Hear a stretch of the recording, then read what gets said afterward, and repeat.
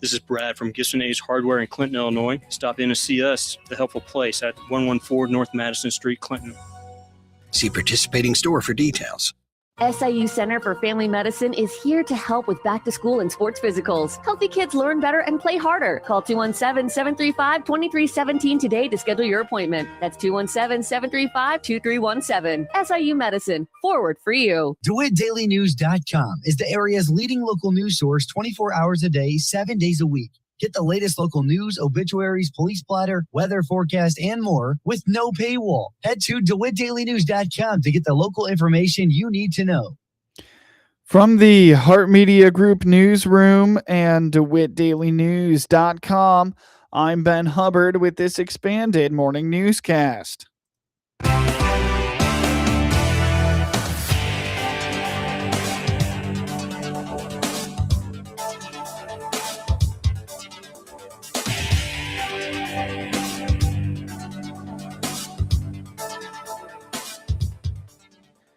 Good morning and thanks for being with us. I'm your host today, Ben Hubbard. You're listening to the WHOW Morning Show. The University of Illinois Broadband Lab has performed a study detailing areas in DeWitt County that could be utilized to reinforce connectivity strength. At Monday night's DeWitt County Land Use Committee meeting, Richard Proffer and Kat Johns with the University of Illinois Extension Broadband Lab provided information on a study they were contracted to do, detailing the vertical assets of the county. Richard Proffer with University of Illinois Extension, and my colleague here is Kat Johns. She and I worked together on an Illinois Broadband Lab project where her group mapped the vertical assets of this county. And now we have been asked by Illinois Broadband Lab to come back and share with you the results of that research. I know you, but prior you had sent basically this report that I had made based off that GIS map, just in case, because it's kind of been a while since I think we have all been in contact. I printed off some physical copies. And so there's a couple screenshots of an example map in there, but essentially that's just a little bit longer of a report of what I'm going to give you now. The map that we did was a map on what we call vertical assets. Vertical assets is just a structure that is 12 feet or taller. And so in your county, there is a map linked on this report to all of those structures. The importance of these vertical assets lies in their potential to house equipment that can improve an area's wireless connection. This could address concerns in rural areas about reaching emergency services due to bad connectivity.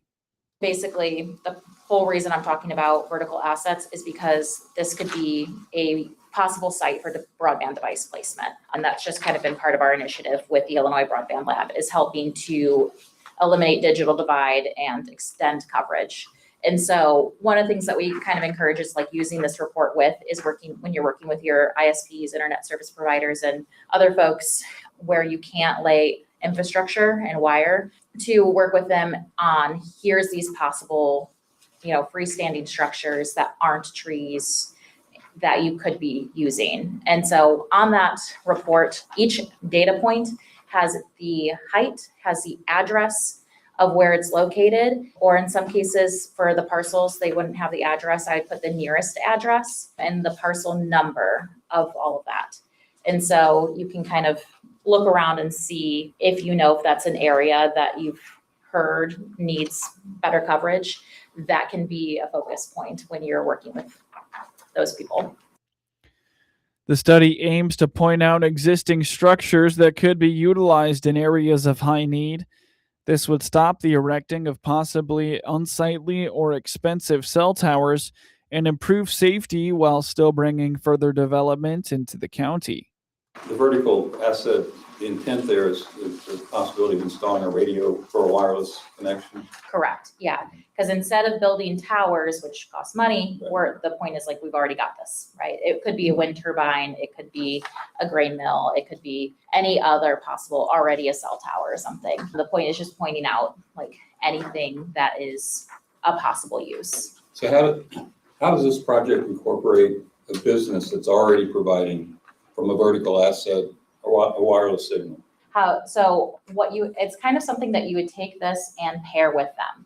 So, and some of this is like people are already going to have devices on that. And so it's really just if you notice in your community that there's a specific need in X region, if you hear an expressed need and you can kind of look on that ArcGIS map and see what points are around that area, then you could go to some of your service providers that you work with and you say, hey, maybe I can talk with the landowner and get you in contact with them. And that gets you to get more people to sign up through you, but then that's also helping the community. And so that was just our goal with this report. I know sometimes the ISPs will be willing to broker a deal with them too. I use your land, you get free internet for this contract period. Proffer urged the committee to consider this report and share it with local internet service providers, or ISPs, stating the importance of service areas with low penetration of high-speed connections. Share it with your ISPs in the county. They probably know where some of these are already. They probably might got space on there. We all know that there are parts of every county in Illinois that has very low penetration for high-speed broadband. And we know that by having it, it improves so many aspects of quality of life, ability to protection, law enforcement, healthcare, et cetera, by having these things. And so we come to you to talk to your ISPs, share this with them, and they can probably take it and run with it way faster, but they would also need your support and cooperation, just like Kat said. You would probably be the person who might be best to go talk to that landowner and say, hey, I have an opportunity to do this. You've shared with me, John, you've shared with me how you really want this. Here's an opportunity to make this happen. Are you willing? The duo addressed the committee during the public comment portion of the meeting. The intent was to equip the members with information that could be useful in the future and was not in response to a specific issue in the county. The recently completed spring session in Springfield included legislation impacting landowners' rights. The issue involved broadband providers and road right-of-ways, something the Illinois Farm Bureau was concerned about, says the organization's Director of State Legislation, Chris Davis. The broadband legislation would have granted a broadband grant recipient access to the road right-of-way simply by providing notice to the landowner that the broadband company was going to access the road right-of-way. They could have just sent a letter in the mail that may or may not be received by the landowner that they were going to access the road right-of-way, and that would have given them the access. And then the landowner would have had to file a lawsuit to claim compensation.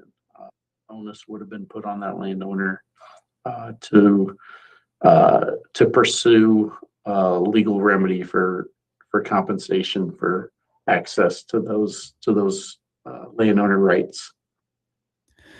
The legislation, Senate Bill 3838, did not win approval during the spring session.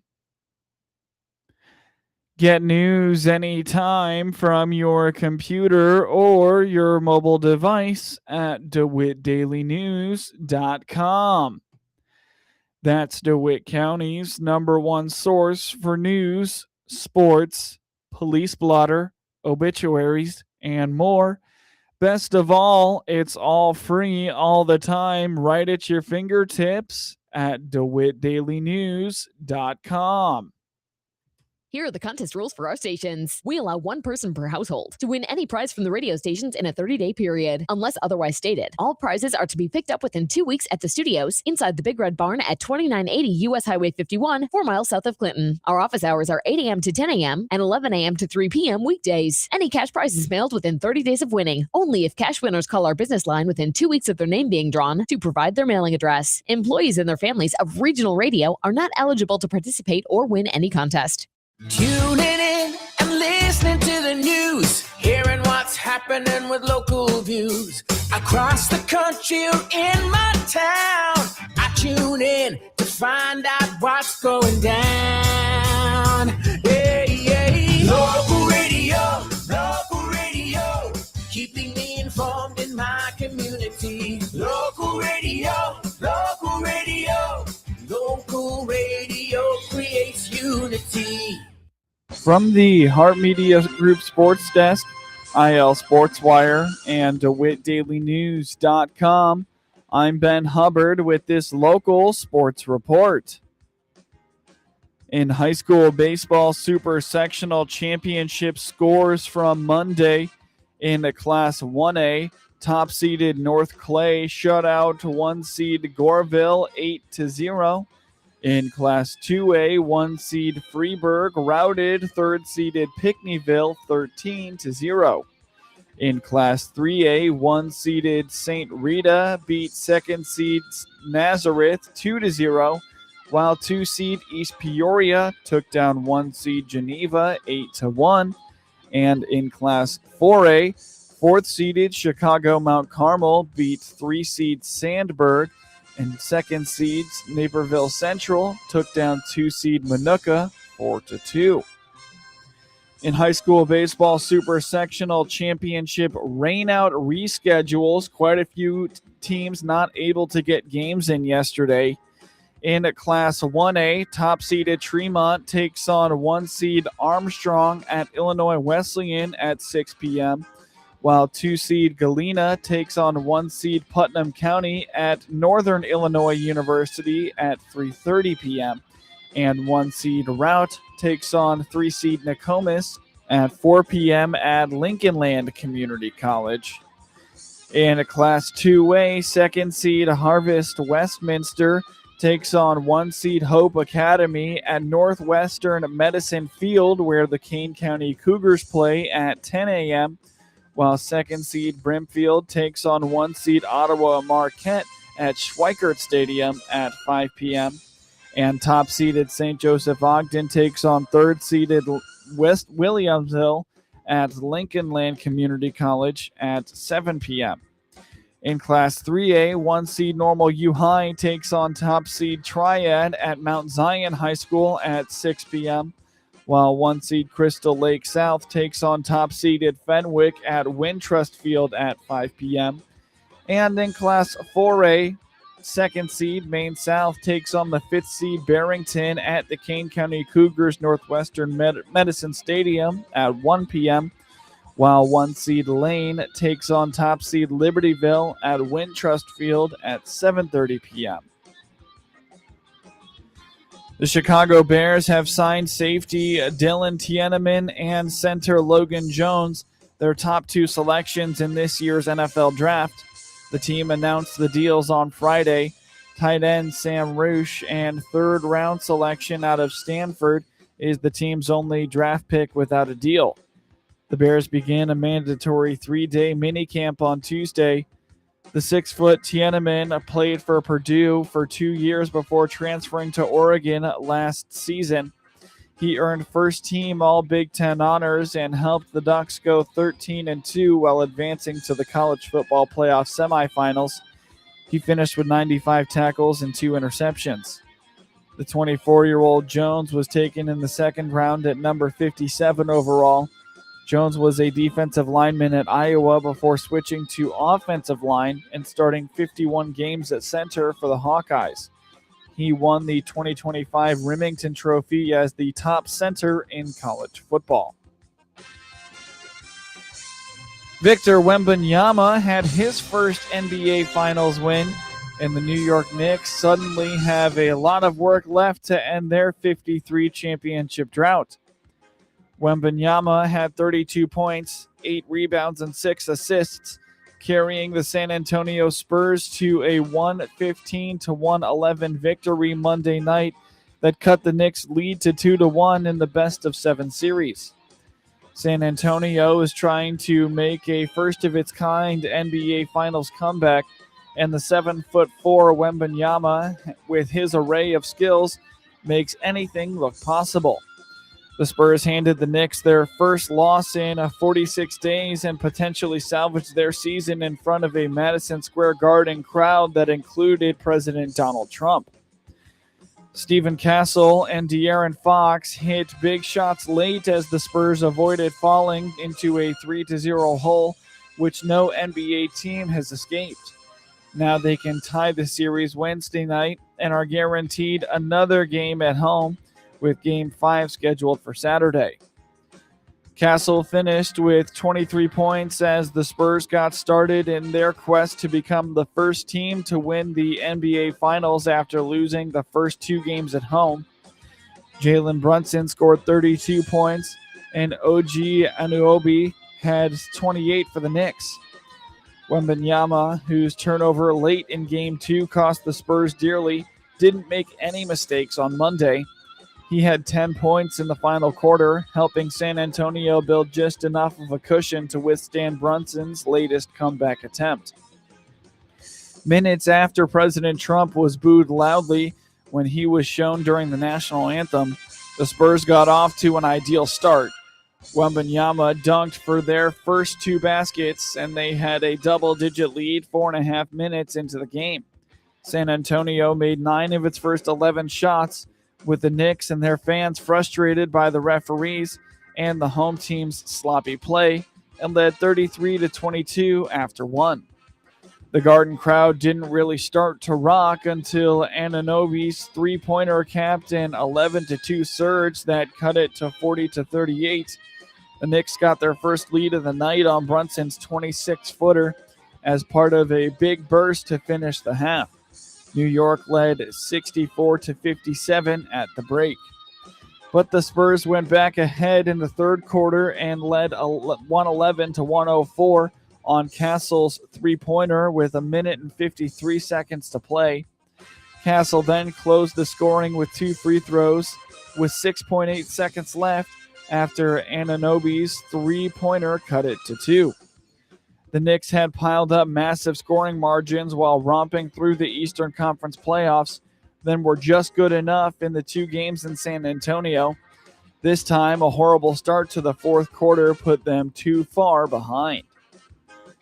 Andrew Vaughn had 4 hits and 4 RBIs, including a 2-run double that tied the score in the 9th inning, and the Milwaukee Brewers outlasted the Athletics 15-14 in 12 innings Monday night at Las Vegas Ballpark in a wild game that featured 11 homers. Automatic runner Christian Yelich scored the decisive run from third when Athletics second baseman Jeff McNeil threw wide to home plate on a grounder by Bryce Terang in the top of the 12th. Abner Uribe is 4-2 and got 4 outs for the win, and Chad Patrick struck out McNeil with runners at the corners for his 3rd save. The teams totaled 34 hits, and 14 pitchers combined to throw 444 pitches. It was the 4th game in Major League history with at least 29 runs and 11 homers.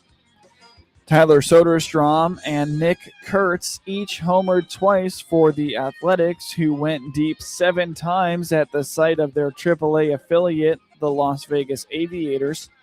The team normally plays at its temporary home in West Sacramento, but is playing 6 games in Vegas this week ahead of a scheduled move into a new stadium in the city in 2028. Shea Langeliers hit the first pitch from Brewer starter Kyle Harrison 483 feet to left center for his 17th home run. It was the longest home run of Langeliers' career and the 4th longest in the majors this season. Both teams scored 4 times in the 10th inning.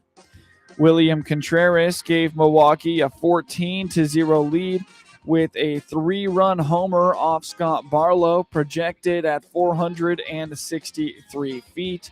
But the A's answered with an RBI single by Langeliers, a 2-run shot by Kurtz, and a tying homer from pinch hitter Jonah Heim. Zach Geloff also went deep for the Athletics, giving them an 8-4 lead in the 3rd. In addition to Contreras, the Brewers got home runs from Terang, Vaughn, and Jake Bowers. Contreras had 3 of Milwaukee's 18 hits. Terang and Bowers each knocked in 3 runs. Jackson Churio went 3 for 5 and scored 3 times. Harrison gave up 8 runs, 8 hits, and 3 homers in 2 1/3 innings after not allowing more than 2 runs in any of his first 11 outings. His ERA climbed from 1.57 to 2.72. Brewers lefty Robert Gasser is 0-2 with a 4.73 ERA and gets the start Tuesday opposite Athletics righty JT Ginn, who is 3-3 with a 2.74 ERA. In scores from around the MLB yesterday, the Seattle Mariners beat the Baltimore Orioles 6-3, while the Tampa Bay Rays took down the Boston Red Sox 3-1. The New York Yankees beat the Cleveland Guardians 7-5 in 10 innings, while the Philadelphia Phillies beat the Toronto Blue Jays 5-2. In 10 innings, the Houston Astros beat the LA Angels 5-4, and the San Diego Padres took down the Cincinnati Reds 6-2, while the Washington Nationals beat the San Francisco Giants 4-3. The Las Vegas Golden Knights and the Carolina Hurricanes will face off in the quest for the Stanley Cup trophy tonight as well in Las Vegas. Vegas currently leads the series 2-1. Get highlights of your local high school program by finding IL SportsWire on your preferred social media platforms, and get local sports anytime at DeWittDailyNews.com. Here's Matt Hart, owner